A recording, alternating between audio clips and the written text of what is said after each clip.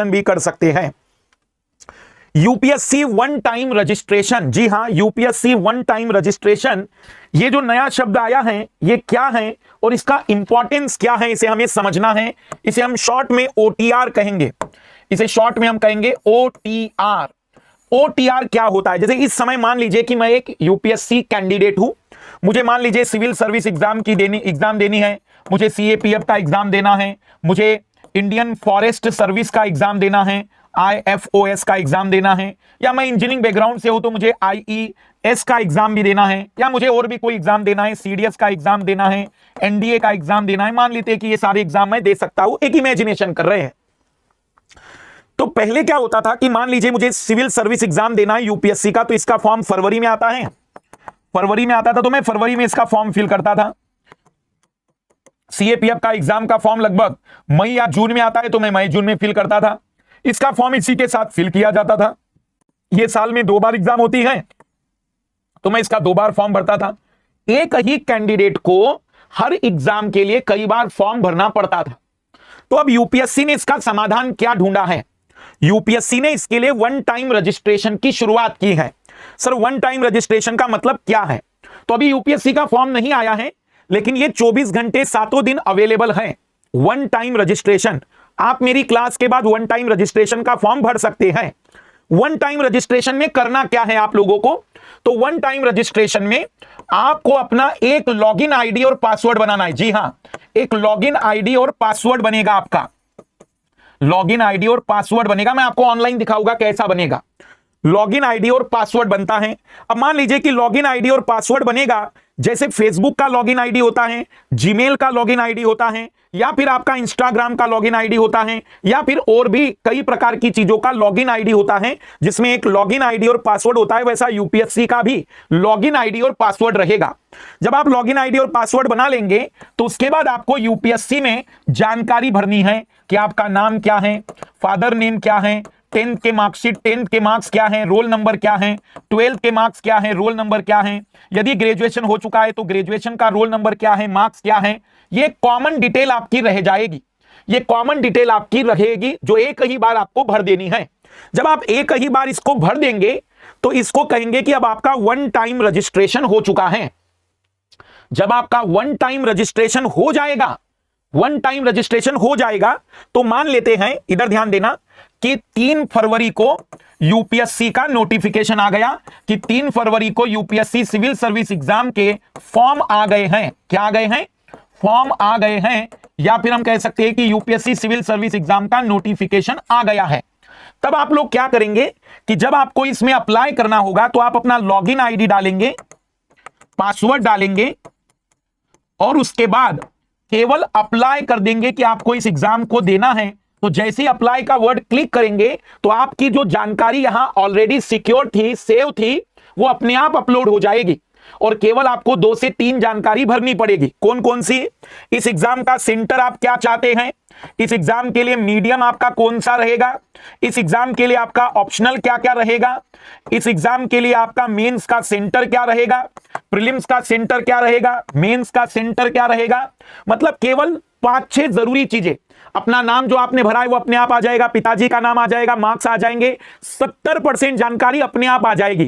केवल आपको apply now करने के बाद जिस एग्जाम के लिए अप्लाई कर रहे हैं तो उसकी कुछ अतिरिक्त शर्तें होती है। जैसे यूपीएससी में एक ऑप्शनल पेपर लेना होता है, इंडियन फॉरेस्ट सर्विस में 2 ऑप्शनल लेने होते हैं, या फिर हम कह सकते हैं सीडीएस में आपको केवल सेंटर पूछा जाएगा, सीडीएस में आपको मीडियम पूछा जाएगा, या फिर हम एक तरीके से कह सकते हैं कि परीक्षाओं में जो कुछ अलग जानकारी होती है, जो केवल परीक्षा की जरूरत होती है, केवल उतना ही भरना पड़ेगा। इसका मतलब होगा कि आपने अगर वन टाइम रजिस्ट्रेशन कर दिया तो उसके बाद आपको यूपीएससी में किसी भी जॉब के लिए अप्लाई करने के लिए मात्र 5 मिनट का समय लगेगा। मतलब वन टाइम रजिस्ट्रेशन का ये जो वर्क है ये आज ही खत्म कर देना, कल ही खत्म कर देना। अगर वन टाइम रजिस्ट्रेशन एक बार हो जाएगा तो यूपीएससी में आपका सारा रिकॉर्ड बना रहेगा। फिर आपको सीएपीएफ देना हो, सिविल सर्विस एग्जाम देना हो, इंडियन फॉरेस्ट सर्विस की एग्जाम देना हो, या कोई भी एग्जाम देना हो, आप अपना लॉगिन आईडी और पासवर्ड डालेंगे। अब मान लीजिए कि आप लॉगिन आईडी या पासवर्ड भूल जाते हैं तो फॉरगेट पासवर्ड का ऑप्शन आपको दिया जाएगा, ताकि आपने जिस मोबाइल नंबर पर, जिस मेल आईडी पर यह लॉगिन किया था उस पर नया पासवर्ड आ जाएगा। यदि आपको लगता है कि आप सब कुछ भूल गए हैं तो यूपीएससी की सर्विस भी रहेगी कस्टमर केयर वाली। लेकिन इसके बावजूद आपको लगता है कि नहीं सर अब तो मुझे कुछ भी याद नहीं है, तो आप नए सिरे से ओटीआर कर देना, वन टाइम रजिस्ट्रेशन नए सिरे से कर देना, कोई दिक्कत नहीं जाएगी। बट ये वन टाइम रजिस्ट्रेशन का काम यूपीएससी ने बड़ा खूबसूरत कर दिया है। इसके बाद आपको जब भी फॉर्म आएंगे, जब भी नोटिफिकेशन आएगा, तो केवल अप्लाई करना है और 5 मिनट के अंतर्गत आपका फॉर्म अप्लाई हो जाएगा। फीस जो भरना है वो उसी समय फीस मांगी जाएगी जिस समय आप अप्लाई करेंगे। अभी वन टाइम रजिस्ट्रेशन में कोई फीस नहीं लगने वाली है, आपको केवल सर्टिफिकेट दे देने हैं, आपको केवल अपने मार्क्स बता देने हैं, आपको अपनी सारी बेसिक जानकारियां बता देनी है, ताकि आप जब भी किसी एग्जाम के लिए अप्लाई करें तो आपको ज्यादा डिटेल में जानकारी की जरूरत नहीं रहेगी। मैं लिंक विंक सब दिखाऊंगा। Union public service commission UPSC इन्होंने एक तरीके से नई चीज लाई है, और वो क्या है, with a view to facilitate the process of submission of application by the aspirant of its examination, the union public service commission is glad to launch one time registration platform on the commission website at upsc.gov.in और upsconline.nic.in on 24/7 basis. The OTR will be quite useful for the candidate as it will not only save them from filling in their basic personal detail again for any subsequent examination being conducted by UPSC, but also eliminate any possibility of submission of incorrect information by them, as their basic personal detail will be validated by the candidate themselves. Since about 70% information of an aspirant in OTR will be automatically pre-populated in the online application form of an examination, the time for filling or submitting an online application form will be reduced considerably. 5 minute के अंदर form भर दिया जाएगा एक बार OTR ready हो गया तो। The aspirant who wish to apply for any future examination of the commission are required to register themselves in the OTR platform by filling up their basic personal information indicated therein.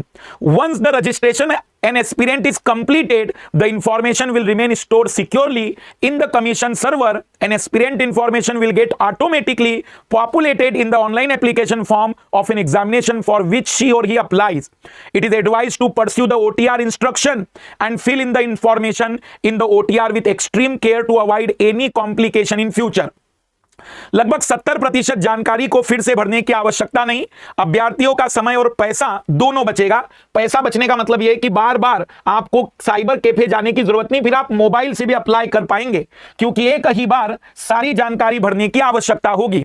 OTR platform पर ऐसे save करें detail. सबसे पहले आपको इस website पर जाना है, या तो इस पर जाइए या इस पर।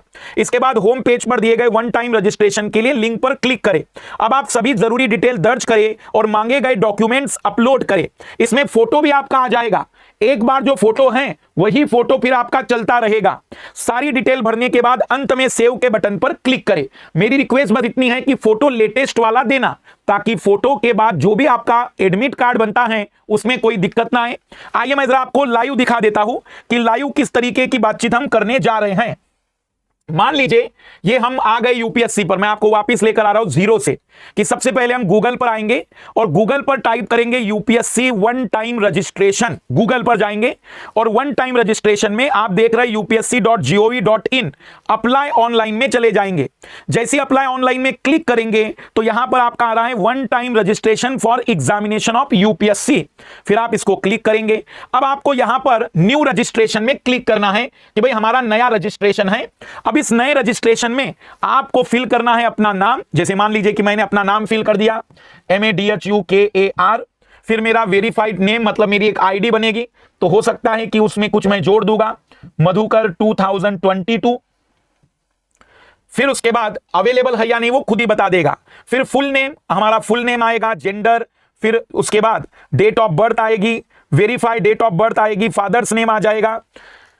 इस तरीके से हम बातचीत कर सकते हैं कि हमें एक एक चीज यहां पर कंप्लीट करनी है। जैसे अब इस पर भी बात कर लेते हैं एक बार। Any application can submit his her detail through e form और through the application form already submitted against any examination recruitment conducted by UPSC. तो ओटीआर थ्रू ई फॉर्म, एक बार रजिस्ट्रेशन, फिर लॉगिन, फिर वेरिफिकेशन और फिर डैशबोर्ड, मतलब एक तरीके से आपका ई फॉर्म रेडी हो जाएगा। जब आप इस न्यू रजिस्ट्रेशन के तहत जाएंगे, ये जैसे यहां पर देखिएगा न्यू रजिस्ट्रेशन जाएंगे और एक बार आपका वन टाइम रजिस्ट्रेशन हो जाएगा फिर आप कभी भी लॉगिन में चले जाएंगे और लॉगिन में अपना जो भी मेल आईडी डाला था या जो भी मोबाइल नंबर डाला था या जो भी ओटीआर आईडी आया था वो बस सेव करके रख लेना, यही सबसे ज्यादा जरूरी है। यदि आपने इसको सेव करके रख लिया तो जब भी आपको आने वाले 2 वर्ष में, 3 वर्ष में, 5 वर्ष में लगता है कि आपको अपना फॉर्म अप्लाई करना है तो आप केवल लॉगिन करके डायरेक्टली लॉगिन करने के बाद जिस एग्जाम को आपको अप्लाई करना है आप डायरेक्टली उसमें अप्लाई कर सकते हैं। यहां एक बड़ी इंपॉर्टेंट बात, ओटीआर को अपडेट करने की फैसिलिटी रहेगी। जैसे मान लीजिए कुछ बच्चे कहेंगे कि सर मेरा ग्रेजुएशन अभी कंप्लीट नहीं हुआ है, पर आपको मान लीजिए कि अगले साल ग्रेजुएशन कंप्लीट होगा तो आप ओटीआर को अपडेट कर सकते हैं कि अब मेरा ग्रेजुएशन कंप्लीट हो गया है तो अब आपको ओटीआर का अपडेशन वाला ऑप्शन मिलेगा। आपको केवल लॉगिन करना है और अपडेशन वाली जगह पर क्लिक करना है। समरी कर दे रहा हूं मैं, यूपीएससी ने अब एक नया पैटर्न अपनाया है फॉर्म भरने के लिए जो आपको अभी करना है, खास करके 23 वाले बच्चे या जो भी 23-24 में एग्जाम देने वाले स्टूडेंट हैं। ओटीआर के तहत आप अपना न्यू रजिस्ट्रेशन कर लीजिए, जो जो डिटेल मांगी जा रही वो डिटेल भर दीजिए। उस डिटेल को भरने के बाद आप अपना लॉगिन आईडी और पासवर्ड, या तो ईमेल आईडी याद रखना, या तो आप अपना जो मोबाइल नंबर है, या फिर वो वन टाइम रजिस्ट्रेशन ओटीआर का जो आईडी नंबर देगा जो आपके मेल पर और मोबाइल पर आएगा, फिर आप किसी भी एग्जाम को अप्लाई कभी भी कर सकेंगे। ये काम आपको अभी कर लेना है, अभी मतलब 15 दिन, महीने भर में। जिन लोगों का ओबीसी सर्टिफिकेट नहीं है वे लोग अपना ओबीसी सर्टिफिकेट बना लीजिए, एससी एसटी सर्टिफिकेट बना लीजिए, आय प्रमाण पत्र बना लीजिए। ईडब्ल्यूएस वालों को आय प्रमाण पत्र देना होगा, ओबीसी वालों को इनकम सर्टिफिकेट देना पड़ेगा, अपना लेटेस्ट वाला फोटो, एक आईडी प्रूफ आपके पास होना चाहिए। ये सारी चीजें अगर आपके पास अभी हैं तो ओटीआर को फाइनल कर लीजिए, ताकि जब भी आपको कोई भी एग्जाम देना है तो आप डायरेक्टली एक बार के रजिस्ट्रेशन में ही सारा काम कर लेंगे। जैसे एक स्टूडेंट ने कहा है कि सर अगर आईडी भूल गए, घबराओ नहीं, अगर आईडी भूल गए तो आप कस्टमर केयर पर बातचीत कर सकते हैं, जिसमें आप अपनी बेसिक डिटेल बताएंगे और वो आईडी बता देगा। इनका कस्टमर केयर भी रहेगा। बट मेरा सजेशन है कि ID, mobile number, mail ID, mobile number कुछ तो याद होगा। भले ही पासवर्ड भूल जाओ तो फॉरगेट पासवर्ड से सारी चीजें बड़ी इजीली हो जाती हैं। बस अपनी चीजें, जानकारी जो भी आपने email ID, mobile number fill किया है वो प्रॉपर तरीके से सेव करके रख लेना, ताकि जब भी फॉर्म अप्लाई करना हो, लॉगिन करना हो तो लॉगिन करने में दिक्कत नहीं आएगी। तो रजिस्ट्रेशन करना है तो रजिस्ट्रेशन में आपके पास एक valid email ID, mobile number, personal detail as पर क्लास 10। और यहां एक जरूरी बात बता दूं मैं, जितने लाल लाली फॉर्म भरेंगे अपना नाम, पिताजी का नाम, माताजी का नाम, सरनेम सब वही लिखेंगे जो क्लास 10वीं में हैं। हो सकता है कि आपके आधार कार्ड में मेरा नाम मान लीजिए कि मधुकर कोटवे है, तो मेरे आधार कार्ड में हो सकता है कोटवे की स्पेलिंग KOTAVE है, और मेरे 10वीं के मार्कशीट में कोटवे की स्पेलिंग KOTAWE है, तो मैं 10वीं वाला कोटवे लिखूंगा। याद रखना, मैं 10वीं के आधार पर आइडेंटिफाई होगा।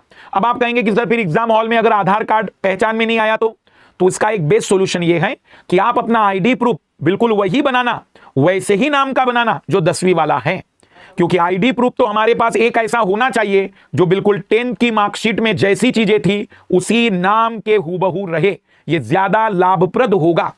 तो आपको 10वीं की मार्कशीट के अनुसार चीजें भरनी है। 10 क्लास का रोल नंबर भी आपको फिल करना होगा। फिर जब आप लॉगिन करना चाहेंगे तो आपको जो भी मेल आईडी डाला था, या फिर अगर आप चाहे तो मोबाइल नंबर के माध्यम से भी आप ओटीपी मिलेगा, और आपको वेरिफिकेशन कोड डालने के बाद लॉगिन करना है। लॉगिन करने के बाद valid email ID, valid mobile number, फिर आपका पर्सनल 10 क्लास वाली बातचीत, और फिर डैशबोर्ड के अंतर्गत आपको जिस भी एग्जाम के लिए अप्लाई करना है, पेमेंट की अगर जरूरत है तो पेमेंट होगा। अपलोड फोटोग्राफ एंड सिग्नेचर का ऑप्शन वो देगा हर एग्जाम में अलग से, क्योंकि साल दर साल चेहरा बदलता है, और फिर फोटो आईडी डॉक्यूमेंट अपलोड का भी विकल्प देगा। तो ये चीजें आपको केवल करनी पड़ेगी। रियल में ये काम एक बार हो गया तो केवल डैशबोर्ड में जाना है और डैशबोर्ड में जाकर आपको एग्जाम अप्लाई करना है, बाकी कुछ भी नहीं। तो सभी लोगों को पूरा एक बार क्लियर हो गया है। अब मान लीजिए कि किसी स्टूडेंट ने ओटीआर नहीं भरा है, तो बिना ओटीआर भरे यूपीएससी के किसी भी एग्जाम में आप अप्लाई कर ही नहीं पाएंगे। ओटीआर कंपलसरी रहेगा। बिना ओटीआर के आप किसी भी एग्जाम को अप्लाई नहीं कर पाओगे यूपीएससी के, इसलिए ओटीआर तो आपको कंपलसरी है। ओटीआर कंपलसरी रहेगा। जो भी सर्टिफिकेट आप बनाने वाले हैं, जो कास्ट सर्टिफिकेट रहेगा, यदि आपको लगता है कि वो कास्ट सेंटर और स्टेट दोनों में एक ही कैटेगरी में आती है तो फिर स्टेट वाला भी सर्टिफिकेट चल जाता है। कास्ट सर्टिफिकेट सेंटर वाला उन लोगों को लगता है जिनका स्टेट में कोई और कैटेगरी है और सेंटर में कोई और कैटेगरी। फॉर एग्जांपल, सेंटर में वो एससी कैटेगरी में है और स्टेट में वो ओबीसी में, मान लीजिए ऐसा कोई एग्जांपल है, तो वहां पर आपको सेंटर वाला कास्ट सर्टिफिकेट लगता है। लेकिन जहां दोनों में, सेंटर और स्टेट में सेम है, वहां किसी प्रकार का कोई डिफरेंस की जरूरत ही नहीं है।